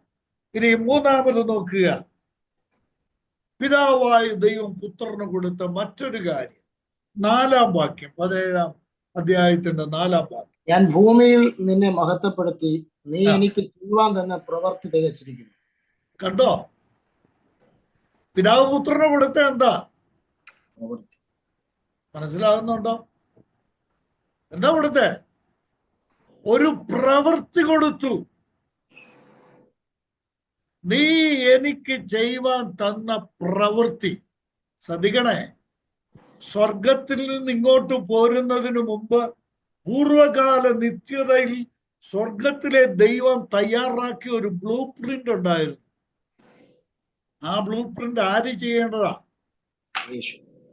യേശുക്രിസ്തു നിവർത്തിക്കേണ്ട ഒരു ബ്ലൂ പ്രിന്റ്. അതുകൊണ്ട് യേശു ഇങ്ങോട്ട് വന്നത്. സ്തോത്രം. പിതാവ് എന്താണോ നിയോഗിച്ചയച്ചത്, പിതാവ് കൊടുത്തുവിട്ട ബ്ലൂ പ്രിന്റ് എന്തായിരുന്നോ അത് മാത്രമാണ് യേശുക്രിസ്തു ചെയ്തത്. കേട്ടോ? ഞാൻ പറയുന്നത് എല്ലാവരും മനസ്സിലാക്കാനും ദൈവത്തെ മഹത്വപ്പെടുത്താനും ജീവിതത്തിൽ പ്രായോഗികമാക്കാനും സാധിക്കും. ദൈവം ഏൽപ്പിച്ചതല്ലാതെ ഒരു പ്രവൃത്തി എൻ്റെ നിങ്ങളുടെ ജീവിതത്തിൽ നമ്മൾ ചെയ്യാൻ പാടില്ല. നല്ല ബോധ്യം ഉണ്ടായിരിക്കും, ഇത് ദൈവം എന്നെ ഏൽപ്പിച്ച ശുശ്രൂഷ. കർത്താവായ യേശുവിന്റെ പരസ്യ ശുശ്രൂഷയുടെ ഒടുവിലത്തെ പ്രാർത്ഥനയായത്. യോഹന്നാൻ 17. തിരിഞ്ഞു നോക്കിയിട്ട് പറയുകയാണ്, നീ ഞാൻ ചെയ്യാൻ പിതാവേ അവിടുന്ന് എൻ്റെ പക്കൽ ഏൽപ്പിച്ച ശുശ്രൂഷ ഞാൻ തികച്ചിരിക്കുന്നു. ഭൂമിയിൽ ഞാൻ നിന്നെ മഹത്വപ്പെടുത്തി. ആ പ്രവർത്തികൾ ഞാൻ ചെയ്തത് എൻ്റെ മഹത്വത്തിന് വേണ്ടി അല്ല കർത്താവേ. പിതാവേ, അത് ഞാൻ ചെയ്തത് നിന്നെ മഹത്വപ്പെടുത്താൻ വേണ്ടിയാണ്. ഏറ്റവും ഒടുവിൽ കാൽവരിയിലെ കൊലമരത്തിൽ നിന്ന് ലോകം ഒരു വലിയ സംതൃപ്തിയുടെ വചനം കേട്ടു. എന്താ? എന്നെ ഏൽപ്പിച്ചതെല്ലാം ഞാൻ ചെയ്തു തീർത്തു. യോഹന്നാൻ 19:30 സകലവും നിവർത്തിയാൽ. എന്നെ ഏൽപ്പിച്ച ശുശ്രൂഷയെല്ലാം ഞാൻ ചെയ്തു തീർത്തിരിക്കും. കേട്ടോ സഹോദരന്മാരെ, കർത്താവിന്റെ വേലയിലൊക്കെ ഏർപ്പെടുന്ന ദൈവദാസന്മാരോട്, സഹോദരങ്ങളോട് ഞാൻ വിനയത്തോടെ പറയുകയാണ്, ദൈവം ഏൽപ്പിച്ചത് മാത്രം ചെയ്യുക. മാത്രമല്ല, ദൈവം ഏൽപ്പിച്ചത് തികച്ചു കഴിഞ്ഞിട്ട് പൗലോസ്ലീഹ പറഞ്ഞു, ഞാൻ നല്ലപോർ പൊരുതു, ഓട്ടം തികച്ചു, വിശ്വാസം. എന്നെ ഏൽപ്പിച്ചത് ഞാൻ ചെയ്തു തീർന്നു. ദൈവത്തിന് സ്തോത്രം. എന്നെ കണ്ണടയ്ക്കുന്നതിന് മുമ്പ് എൻ്റെ കർത്താവിനോട് ഇത് പറഞ്ഞിട്ട് പ്രതിഫലം വാങ്ങാനായിട്ട് മുകളിലോട്ട് പോകണമെന്നാണ് ഞാനും ആഗ്രഹിക്കുന്നത്. കർത്താവേ, എന്നെ ഏൽപ്പിച്ചത് ഞാന് തികച്ചു. പിതാവ് നൽകിയ പ്രവൃത്തി, പിതാവ് നൽകിയ അധികാരം, പിതാവ് നൽകിയ ജനം, പിതാവ് നൽകിയ പ്രവൃത്തി. ഇത് നോക്കുക, 8-ാം വാക്യം നോക്കാം. യോഹന്നാന്റെ സുവിശേഷം 17-ാം അധ്യായത്തിന്റെ 8-ാം വാക്യം. നീ എനിക്ക് തന്ന വചനം കൊടുത്തു.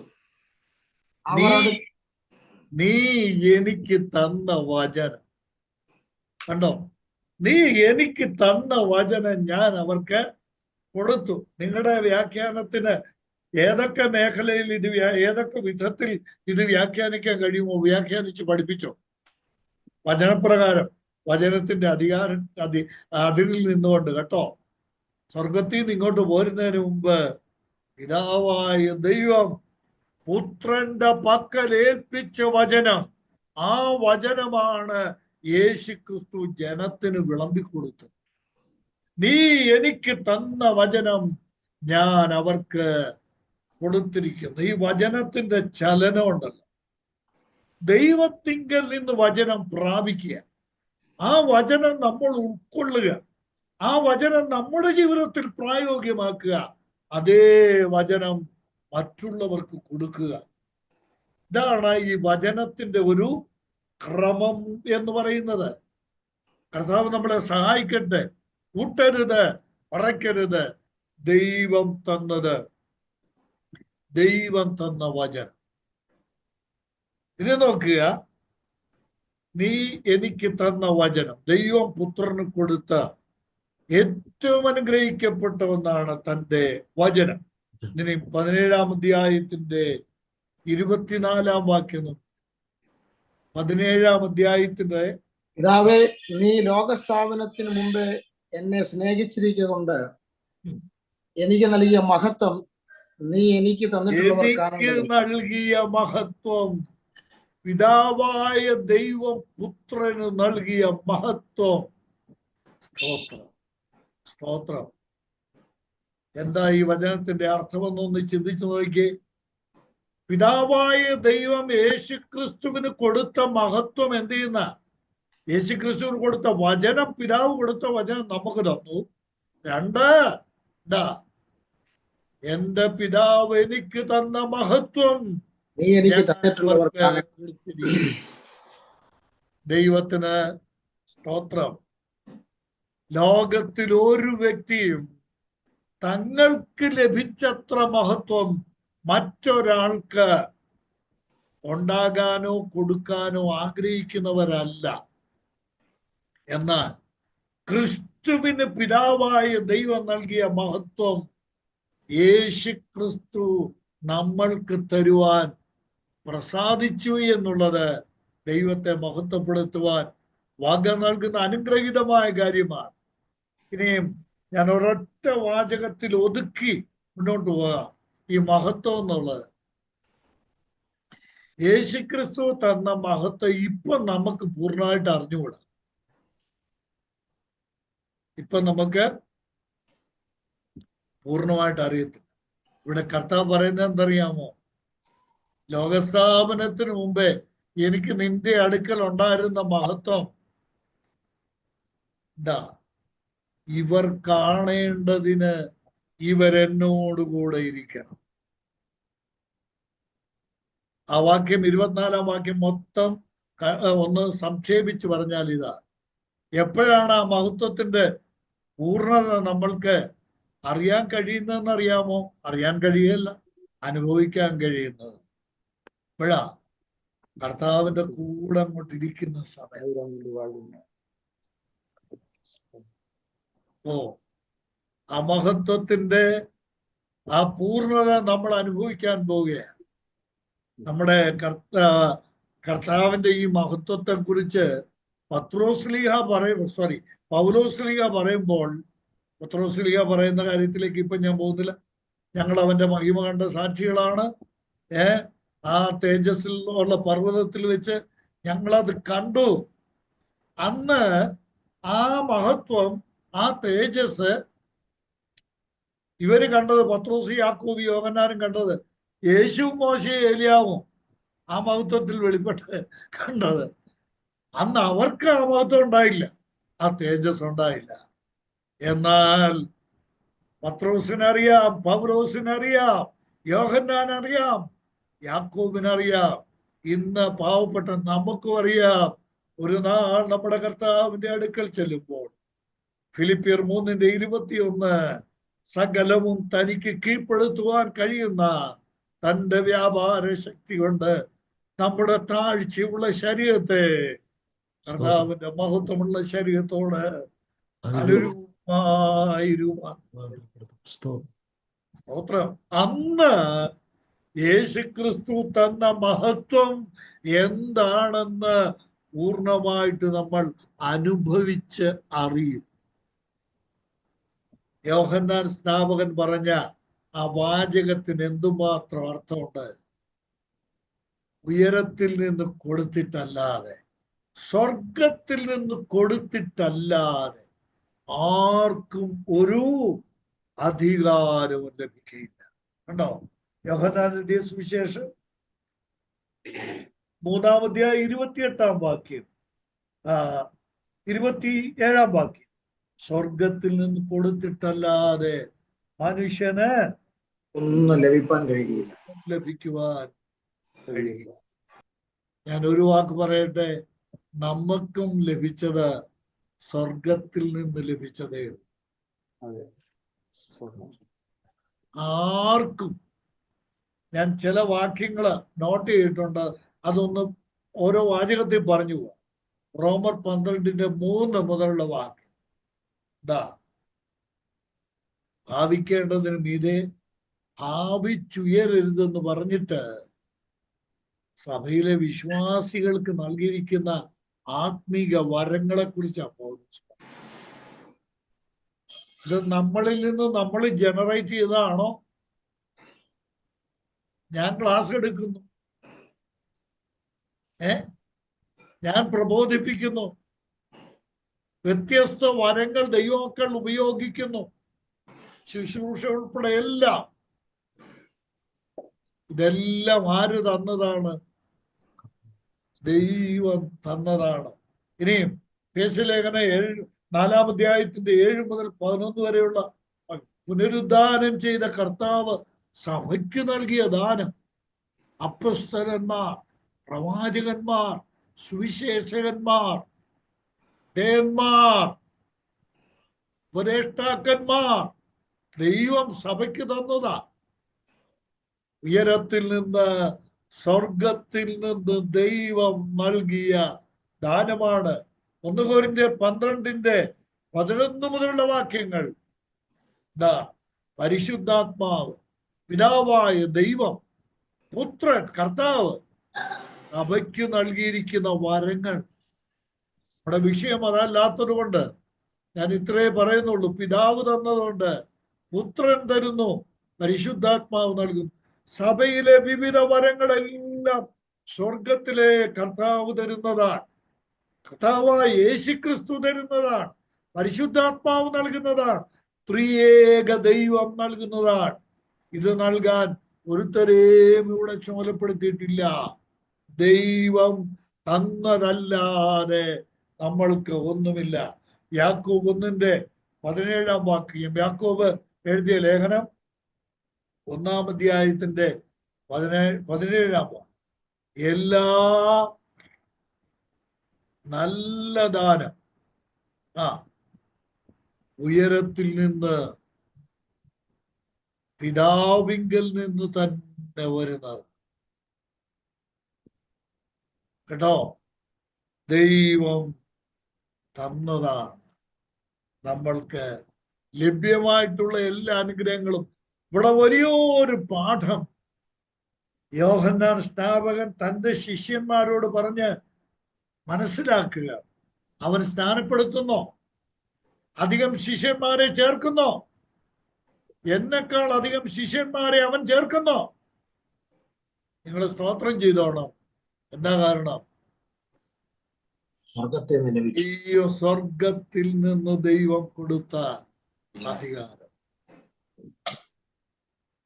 ഞാൻ ഒരു വാക്കുകൂടെ പറഞ്ഞിട്ട്, ഒരു ഇൻസിഡന്റൂടെ ഇതിനോട് ചേർത്ത് വെച്ച് പറഞ്ഞിട്ട് അടുത്ത കാര്യം ഒന്ന് ചൂണ്ടിക്കാണിച്ച് ഇന്നത്തെ ക്ലാസ് അവസാനം. പീലാത്തോസ് കർത്താവായ യേശുവിനെ വിസ്തരിക്കുന്ന വിസ്താര വേളയിൽ പറഞ്ഞു, ഒരു മനുഷ്യന്റെ അഹങ്കാര വചനം നോയിക്കോണം. എന്താ അയാൾ പറഞ്ഞെന്താന്നറിയാം?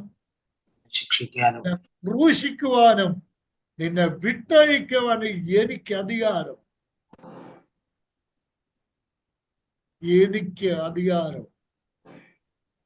ഒരു മനുഷ്യന്റെ ധാർഷ്ട്യം. എനിക്ക് അധികാരമുണ്ട് നിന്നെ ക്രൂശിക്കാനും നിന്നെ വിട്ടയക്കുവാൻ. എനിക്ക് അധികാരം.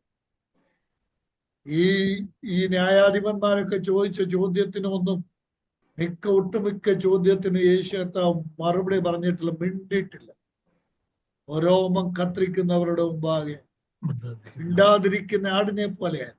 പക്ഷെ ഈ അഹങ്കാരം കേട്ടപ്പോൾ, ഈ ധാർഷ്ട്യം കേട്ടപ്പോൾ യേശു ക്രിസ്തു പ്രതികരിച്ചെന്താ? പൊന്നുമോനെ, നീ ആ ന്യായസഭയിൽ നിന്ന് പറഞ്ഞ വാചകമുണ്ടല്ലോ, അഹങ്കാരം. എന്താ? ഉയരത്തിൽ നിന്ന് കിട്ടിയിട്ടല്ല, നിനക്ക് എന്റെ മേൽ യാതൊരു അധികാരവും ഉണ്ടായിരുന്നു. സ്തോത്രം, സ്തോത്രം. യേശു കർത്താവിനെ ക്രൂശിക്കാനുള്ള അധികാരം പോലും പീലാത്തോസിന് നൽകിയത് പിതാവായ ദൈവം. ആമേൻ. മനസ്സിലായോ? കർത്താവായ യേശുവിനെ ക്രൂശിക്കാനുള്ള അധികാരം പോലും പീലാത്തോസിന് നൽകിയത് ദൈവം നൽകിയ അധികാരമാണ്. ദൈവം നൽകിയിട്ടല്ലാതെ ഈ ഭൂമിയിലെ കൃമികളായ പൊടികളായ മനുഷ്യന് ഒന്നും അനുഭവിക്കുവാൻ, ഒന്നും പ്രാപിക്കുവാൻ, ഒന്നുമാകുവാൻ, ഒന്നും ചെയ്യുവാൻ കഴിയില്ല.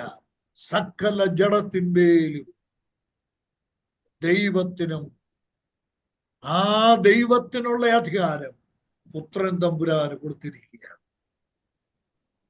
നീ ഓർക്കണം, കാലചക്രം തിരിഞ്ഞു വരും. പീലാത്തോസ് കർത്താവിനെ വിധിക്കുമ്പോൾ ന്യായാസനത്തിൽ ഇരുന്നു. എന്നാൽ കർത്താവ് പറഞ്ഞു, പീലാത്തോസേ, കാലചക്രം തിരിഞ്ഞു വരും. ലോകത്തെ മുഴുവൻ ന്യായം വിധിക്കാനുള്ള അധികാരം പിതാവാരെയും ന്യായം വിധിക്കാതെ ന്യായവിധി മുഴുവനും പുത്രന് കൊടുത്തിരിക്കുന്നു. പുത്രന് പിതാവ് കൊടുത്ത അധികാരമാണ് ഇത്, ന്യായവിധി നടത്താനുള്ള അധികാരം. പീലാത്തോസിനോട് പറഞ്ഞു, എനിക്ക് കിട്ടിയ അധികാരം എന്റെ മുമ്പിൽ നീ നിൽക്കും, അന്ന് ഞാൻ നിന്നെ ഇന്ന് രാത്രി എത്രയോ നമ്മൾക്ക് ഈ ദൈവവചനം ധ്യാനിക്കുമ്പോൾ ചെറുതെന്ന് തോന്നുന്ന ചില പ്രയോഗങ്ങൾ പോലും, ചില പ്രസ്താവനകൾ പോലും അതിൻ്റെ വിസ്തൃതമായ തലങ്ങളും അതിൻ്റെ ആഴവും എത്ര വലുതാണ്. പാവപ്പെട്ട ഞാൻ ഇത്രയും കാര്യങ്ങൾ ചിന്തിച്ച് പഠിച്ച് കണ്ടെത്താൻ കഴിഞ്ഞെങ്കിൽ പണ്ഡിതന്മാരായിട്ടുള്ള ദൈവദാസന്മാരൊക്കെ ഈ വചനം ധ്യാനിക്കുമ്പോൾ അവർക്ക് കിട്ടുന്ന ചിന്തകളും അവർക്ക് കിട്ടുന്ന ആശയങ്ങൾ എത്രയോ വലുത്. നമ്മൾക്ക് ഇന്ന് ദൈവത്തിന് സ്തോത്രം ചെയ്യാം. നമ്മളെയും പിതാവായ ദൈവം, എൻ്റെ ദൈവത്തിന് സ്തോത്രം, എൻ്റെ ദൈവത്തിന് സ്തോത്രം, സ്തോത്രം. ഈ ലോകത്തിൽ എത്രയോ കോടാനുകോടികളുണ്ട്. എന്നാൽ എന്നെ ഈ ലോകത്തിൽ നിന്ന് പറിച്ചെടുത്ത് എൻ്റെ യേശുവിന് നൽകുവാൻ ദൈവത്തിന് പ്രസാദം. സഭ എന്ന് പറയുന്നത് ദൈവസഭ, പിതാവായ ദൈവം ലോകത്തിൽ നിന്ന് യേശുക്രിസ്തുവിന് കൊടുത്തിട്ടുള്ള ജനമാണ്. അതാണ് ഇവിടെ രേഖപ്പെടുത്തിയിരിക്കുന്നത്. അടുത്ത ഒന്ന്, ദൈവം കൊടുത്തിട്ടല്ലാതെ ഒരധികാരവും ആർക്കും ലഭിക്കുന്നില്ല എന്നുള്ള ഒരു വലിയ സത്യം യോഹന്നാനൂടെ പറയുന്നു. രണ്ടാമത് താൻ പറയുന്ന കാര്യം വാക്യം വായിച്ചു നിർത്താം. 28-ാം വാക്യം. ഞാൻ ക്രിസ്തുവല്ല, അവന് മുമ്പായി അയക്കപ്പെട്ടവൻ അത്രേ എന്ന് ഞാൻ പറഞ്ഞതിന് നിങ്ങൾ തന്നെ എനിക്ക് സാക്ഷികളാകുന്നു. ഉണ്ടോ? യോഹന്നാന്റെ സാക്ഷ്യം കേട്ടവരോടാണ് യോഹന്നാൻ പറയുന്നത്. നിങ്ങൾ കേട്ടതല്ലേ കുഞ്ഞുങ്ങളെ? ഞാൻ സാക്ഷ്യം പറഞ്ഞത് നിങ്ങൾ കേട്ടതല്ലേ? ഞാൻ അവന് മുമ്പായി അയക്കപ്പെട്ടവനാണ്. ആർക്കും മുമ്പായി? ക്രിസ്തുവിന് മുമ്പായി അയക്കപ്പെട്ടവനാണ്. ഞാൻ അവിടെ പറയുന്ന ഒരു പ്രധാന കാര്യം, അതിനെ തൊട്ട് താഴോട്ടൊക്കെ വായിക്കുമ്പോൾ നമ്മുടെ ഹൃദയം ഇങ്ങനെ തിളച്ചു മറിയും. ദൈവത്തെ മഹത്വപ്പെടുത്തും നമ്മൾ. സ്തോത്രം. താൻ പറയുന്ന വാചകം നോക്കിക്കേ, ഇതാ ഞാൻ ക്രിസ്തു അല്ല. അപ്പോൾ ഈ ശിഷ്യന്മാരുടെ ധാരണ എന്തായിരിക്കണം? യോഹന്നാൻ സ്നാപകനെ ക്രിസ്തുവാണെന്ന് തെറ്റിദ്ധരിച്ച ഒരു തലമുറയായിരുന്നു അന്നുണ്ടായത്. ഞാനത് അടുത്ത ക്ലാസ്സിൽ വ്യക്തമാക്കാം. ഇന്ന് ഞാൻ അത് വളരെ വിശാലമായിട്ട് പഠിക്കാൻ ശ്രമിച്ച ഇന്ന് പകലത്തെ പഠനം അതായിരുന്നു. യോഹന്നാൻ സ്നാപകൻ ക്രിസ്തുവാണെന്ന് യോഹന്നാന്റെ പഠിപ്പിക്കലും യോഹന്നാന്റെ ഉപദേശവും കേട്ട ജനം വിചാരിച്ചു. അങ്ങേയറ്റം ഹേരോദാവ് പോലും വിശ്വസിച്ചതും വിചാരിച്ചതും എന്താണെന്നറിയാമോ? മരിച്ചുപോയ യേശുക്രിസ്തുവിനെ കുറിച്ച് കേട്ടപ്പോൾ താൻ വിചാരിച്ചത് മരിച്ചുപോയ യോഹന്നാൻ ഉയർത്തെഴുന്നേറ്റ് വന്നതാണ് ക്രിസ്തു എന്നാണ്. മത്തായി 14-ാം അധ്യായത്തിലുണ്ട് ഇതൊക്കെ കേട്ടോ. അപ്പൊ യോഹന്നാൻ സ്നാപകൻ ക്രിസ്തുവാണെന്ന് ധരിച്ചു. യോഹന്നാന്റെ തലവെട്ടി കൊന്നുകളഞ്ഞ് രക്തസാക്ഷിയെ. അത് കഴിഞ്ഞപ്പോൾ വേണ്ട യോഹന്നാനേക്കാൾ വലിയ ഒരുത്തം ഭയങ്കര കൊടുങ്കാറ്റായിട്ട് വന്ന് പ്രസംഗിക്കും. അപ്പോൾ ഹേരോദാവ് വിചാരിച്ച എന്താണെന്നറിയാമോ? മരിച്ചുപോയ യോഹന്നാൻ ഉയർത്തെഴുന്നേറ്റ് വന്നതാണ്. അത്രയ്ക്ക് സ്വാധീനം ജനമധ്യത്തിൽ കിട്ടിയ സമുന്നതനായ, നമ്മള് യോഹന്നാൻ സ്നാപകൻ അത് പറഞ്ഞൊറ്റ വാക്കിൽ വിടാം, പക്ഷെ അത്രയ്ക്ക് ജനസമ്മതി കിട്ടിയ ഒരു വലിയ പ്രവാചകനായിരുന്നു യോഹന്നാൻ സ്നാപകൻ. അദ്ദേഹത്തിന് വേണ്ടി വന്നാൽ തെറ്റിദ്ധരിപ്പിക്കാമായിരുന്നു. ഞാനാണ് ക്രിസ്തു. കേൾക്കുന്ന ജനമെല്ലാം അത് വിശ്വസിക്കുകയും ചെയ്യുമായിരുന്നു. ഞാനാണ് ക്രിസ്തു എന്ന് യോഹന്നാൻ സ്നാപകൻ പറഞ്ഞിരുന്നെങ്കിൽ അത് കേൾക്കുന്ന ജനം വിശ്വസിക്കുകയും ചെയ്യുമായിരുന്നു. എന്നാൽ കണ്ടോ അവിടെ എഴുതിയിരിക്കുന്ന വാക്യം കണ്ടോ? 28. ഞാൻ ക്രിസ്തു അല്ല.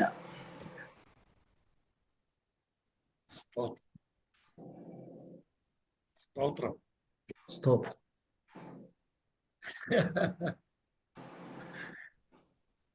കേട്ടോ, ഇവിടൊക്കെ വലിയ സത്യങ്ങളാണ് പ്രിയപ്പെട്ടവര്. കോളർ പിടിച്ചിട്ട് ആരെങ്കിലും ജനം പറയാണ്, അയ്യോ എന്റെ പൊന്നു സാറേ, അല്ലെങ്കിൽ എന്റെ പൊന്നു ബ്രദറെ, നിങ്ങളാ പിന്നെ അങ്ങ് വലിയ ആളാണെന്ന് പറഞ്ഞ് കോളർ പിടിച്ചിട്ടിട്ട് ഞാൻ അതാണെന്ന് പറയരുത് കേട്ടോ. നമ്മളല്ല എന്ന് പറയേണ്ട സ്ഥാനത്ത് നമ്മളല്ല എന്ന് തന്നെ പറയാം. നമ്മളൊന്നോ തന്നതല്ലാതെ ഒന്നും. സ്തോത്രം. ഇന്നത്തെ പലരുടെയും ശുശ്രൂഷയും പെരുമാറ്റമൊക്കെ കാണുമ്പോ വളരെ വിഷമം തോന്നാറുണ്ട്. നമുക്ക് ദുഃഖിക്കാം, പ്രാർത്ഥിക്കാം കേട്ടോ. നമ്മൾ ഒരിക്കലും ഭാവിക്കേണ്ടതിനു മീതെ ഭാവിച്ച് ഉയരരുത്. യോഹന്നാൻ സ്നാപകന്റെ ഈ മനോഭാവം, അതിലുപരി കർത്താവിന്റെ മനോഭാവം, ഞാൻ അവിടേക്ക് ഇപ്പൊ പോകുന്നില്ല, നമ്മുടെ ജീവിതത്തിൽ പുലർത്താൻ കർത്താവ് സഹായിക്കും. ഞാനൊന്നുമല്ല, എന്റെ കർത്താവാണ് വലിയവൻ. താഴെ അതാ പറയുന്നത്, അവൻ വളരണം, ഞാൻ കുറയാം. നമ്മുടെ ശുശ്രൂഷയിൽ ജനം നമ്മുടെ കർത്താവിനെ കണ്ടാൽ നമ്മുടെ ശുശ്രൂഷ വലിച്ചു കേട്ടോ. നമ്മുടെ ഒരു ശുശ്രൂഷ കഴിയുമ്പോൾ ജനം നമ്മളെയാണ് കണ്ടതെങ്കിൽ നമ്മൾ അമ്പേ പരാജയം. കർത്താവിന് സ്തോത്രം. മഹത്വം കർത്താവ്. ഈ ക്ലാസ് നമ്മുടെ ജീവിതത്തിൽ ശുശ്രൂഷയ്ക്ക് ഒരു മുതൽക്കൂട്ടാവുമെന്ന് ഞാൻ പ്രതീക്ഷിക്കുന്നു. കർത്താവ് നമ്മെ വചനങ്ങളാൽ അനുഗ്രഹിക്കും.